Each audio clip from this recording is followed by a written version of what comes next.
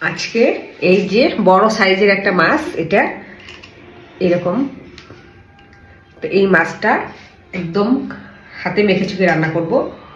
আর হচ্ছে রান্না করব এই যে এগুলা শাক, এটা এখানে মূলা শাক আছে, তারপরে পালং আছে, লাল আছে, আর হচ্ছে লাউ শাক আছে। এটা আজকে দুপুরের মেনু।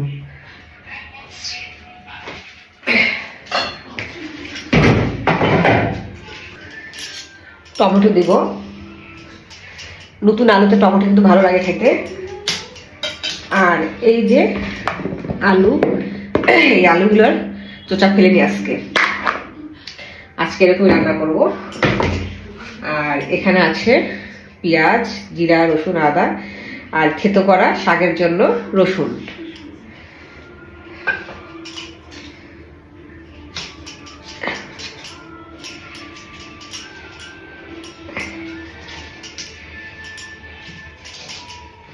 টমেটোগুলো কেটে নিলাম, এরকম শুকনো লঙ্কা দিলাম,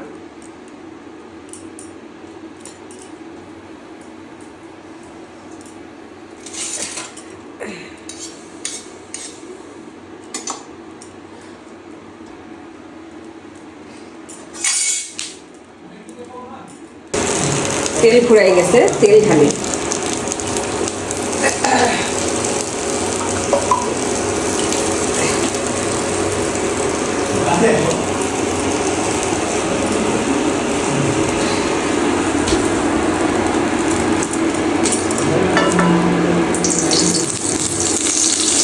আর শাক কিন্তু এরকম সরিষার তেলটা ভাজতে বেশি ভালো লাগে খেতে।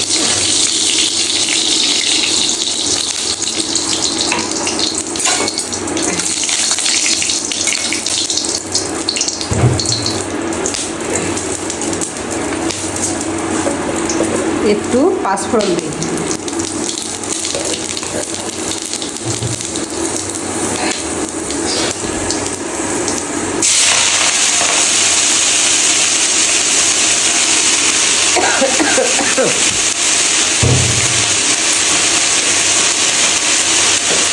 পরিমাণ মতো লবণ দিই, দিয়ে ঢাকা দিয়ে দিব।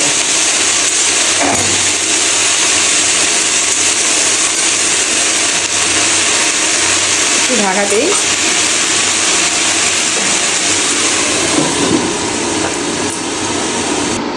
আর কাঁচা মাছের ঝোল, নতুন আলু যদি চোচাটা না ফেলি তারপরেও খেতে মানে অসাধারণ লাগে খেতে, কি বলবো। নতুন আলু, একটু করে মাছ আর চোচাটা এরকম করে যদি ফেলে দেই সেটা খেতেও ভালো লাগে, মানে কোনো খারাপ লাগে না। আজকে মাটির কড়াইতে রান্না করবো, বারান্দাতে বেরিয়ে রান্না করি, কিন্তু প্রচণ্ড ঠান্ডা, প্রচণ্ড বাতাস, এই জন্য আজকে রান্না করবো। গ্যাসের সিলিন্ডার ধুতে এসেছি, এদিকে শাক হচ্ছে, এদিকে মাছের ঝোল করবো। তো গ্যাসের সিলিন্ডার জ্বালিয়ে দিই।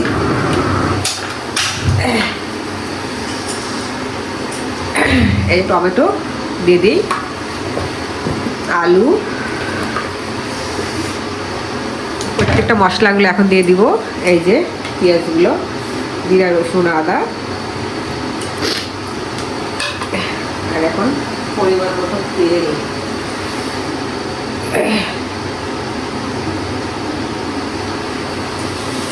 এখন মাছগুলো দিয়ে দিব। মাছ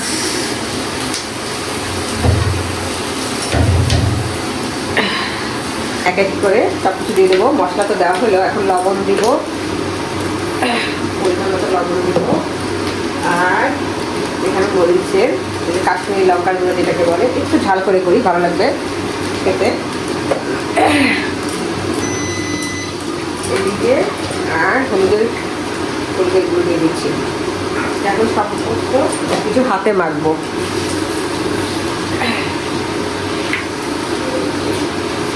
এটা হাতে মাখাতেই বেশি মজা।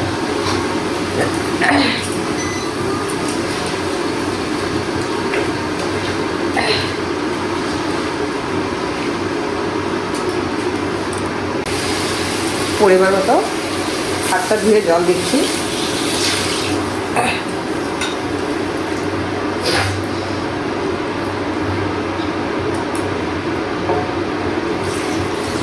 কারণ একটু জলটা বেশি করে দিলাম, এই কারণে মাছটা সিদ্ধ হবে, আলুটা সিদ্ধ হবে।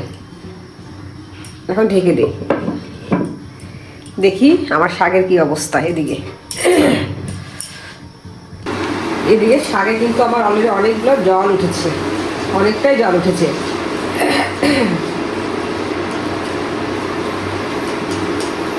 এই জলটা যখন শুকে যাবে তখন শাকটা নামিয়ে ফেলবো।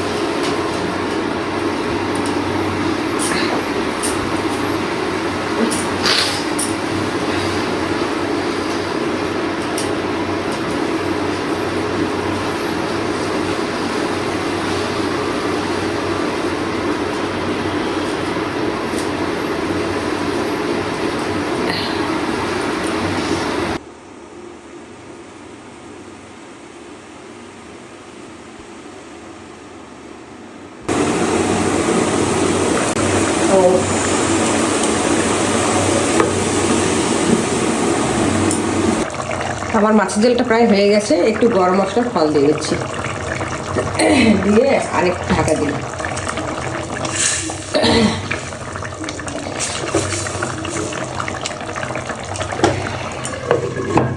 এদিকে শাক হয়ে গেছে, শাকটা নামিয়ে ফেলি।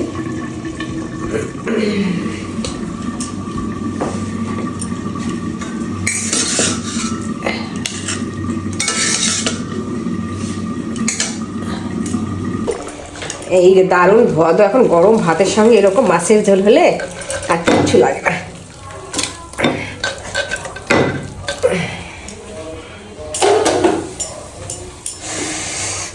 দারুণ হয়েছে, দারুণ দারুণ।